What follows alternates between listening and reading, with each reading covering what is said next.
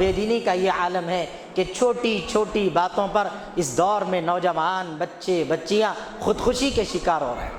اللہ تبارک و تعالیٰ نے آپ کو یہ جسم دیا، یہ اللہ کی امانت ہے، اس کی حفاظت آپ کی ذمہ داری۔ جس حالت میں وہ شخص اپنے آپ کو موت کے گھاٹ اتارتا ہے، وہی حالت میں اس کو اللہ تعالیٰ قبر میں بھی عذاب دے دیتے ہیں۔ ان چیزوں پر بہت غور کرنے کی ضرورت ہے۔ اللہ نے فرمایا لا تقنطوا من رحمت اللہ، کہ میری رحمت سے تم کبھی مایوس مت ہو۔ ہمارا رب وہ واحد ذات ہے جو زندگی میں کبھی ہمارا ہاتھ نہیں چھوڑتا۔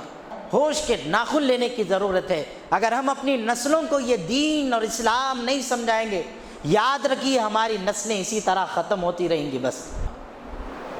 لیکن آج افسوس کی بات ہے اور بہت زیادہ شرم کی بات ہے کہ مسلمان دین سے واقف نہیں ہوتے، دین پر چلنا نہیں چاہتے، اور بے دینی کا یہ عالم ہے کہ چھوٹی چھوٹی باتوں پر اس دور میں نوجوان بچے بچیاں خودکشی کے شکار ہو رہے ہیں۔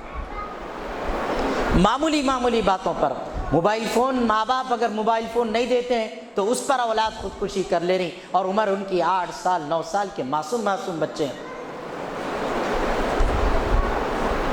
محبوبہ کا فون نہیں آیا تو محبوب کی خودکشی ہو جا رہی، یا دونوں کے معاملے میں کسی قسم کے تناؤ پیدا ہو گیا تو خودکشی کر لے رہا ہے۔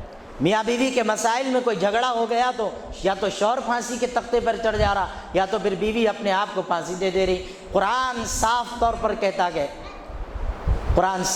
کہتا ہے کہ تم اپنے آپ کو ہلاکت میں نہیں ڈال سکتے، مت ڈالو، تم اپنے آپ کی موت کے ذمہ دار مت بنو۔ یقیناً اللہ تبارک و تعالیٰ نے آپ کو یہ جسم دیا، یہ اللہ کی امانت ہے، اس کی حفاظت آپ کی ذمہ داری۔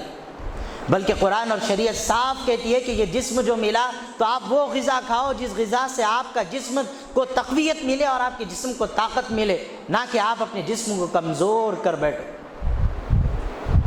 تو جب قرآن آپ کے جسم کی تقویت چاہتا ہے، جسم میں صحت مندی چاہتا ہے، تو وہ کیا قرآن آپ کو خودکشی کی ترغیب دے گا؟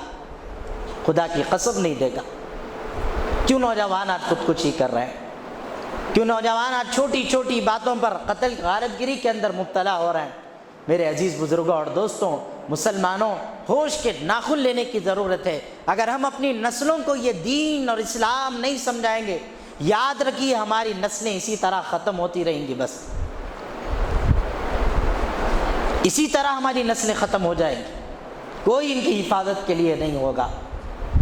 ان کی حفاظت ہمارے دین سے ہوگی، اس کی حفاظت ہمارے اسلام سے۔ اور خودکشی کرنے والے سن لیں اس بات کو کہ آپ جس حالت میں اور جس عالم میں اپنے آپ کو موت کے گھاٹ اتارتے ہیں، کسی بھی طرح کا انداز ہو، کوئی پھانسی کے ذریعے سے لے، زہر کے ذریعے سے مرے، جو انداز اپنا کر وہ اپنے آپ کو خودکشی کے گھاٹ اتارے، جس حالت میں وہ شخص اپنے آپ کو خودکشی کی حالت سے گزرتا ہے اور اپنے آپ کو موت کے گھاٹ اتارتا ہے، وہی حالت میں اس کو اللہ تعالیٰ قبر میں بھی عذاب دے دیتے ہیں، اٹھائے بھی اسی حالت میں جائیں گے، کیونکہ آپ کو اپنی جان لینے کا حق حاصل نہیں ہے۔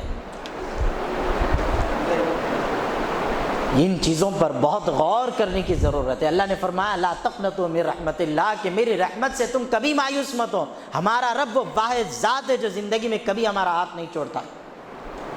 اگرچہ کہ پوری دنیا ظاہری اعتبار سے ہمیں کمزور کیوں نہ کر دے، لیکن اللہ ایک واحد وہ راستہ ہے اور ایسی عظیم طاقت ہے جو پوری دنیا کو ہلا کر رکھ دے۔ قرآن و حدیث نے صاف طور پر کہا کہ اگر پوری دنیا مل کر تمہیں نقصان پہنچانا چاہے اور اللہ چاہے کہ تمہیں کوئی نقصان نہ پہنچے، تو خدا کی قسم تم محفوظ رہو گے، کوئی تمہارا بال باقا نہیں کر سکتا۔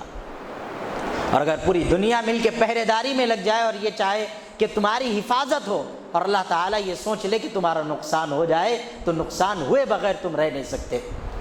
والقدر خیرہ وشرہ من اللہ تعالی والبعث بعد الموت، کہ تمہاری زندگی میں آنے والا خیر، تمہاری زندگی میں آنے والا شر اللہ رب العزت کی جانب سے ہے، اس پر کسی کی حکمرانی، کسی کی طاقت نہیں چلتی۔ پھر آخر یہ خودکشی کیوں کرتا ہے نوجوان؟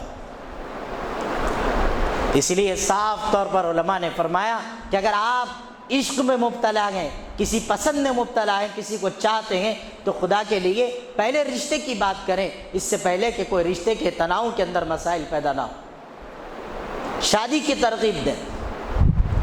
تو اس لیے تو کہا گیا، لیکن ہمارے لیے مسئلہ ہے کہ آج بچیاں ہیں تو بس چڑھ جا رہے ہیں، اڑنے لگا ہے پہن کو، بس چڑھ گئے، کہانی ختم ہو گئی۔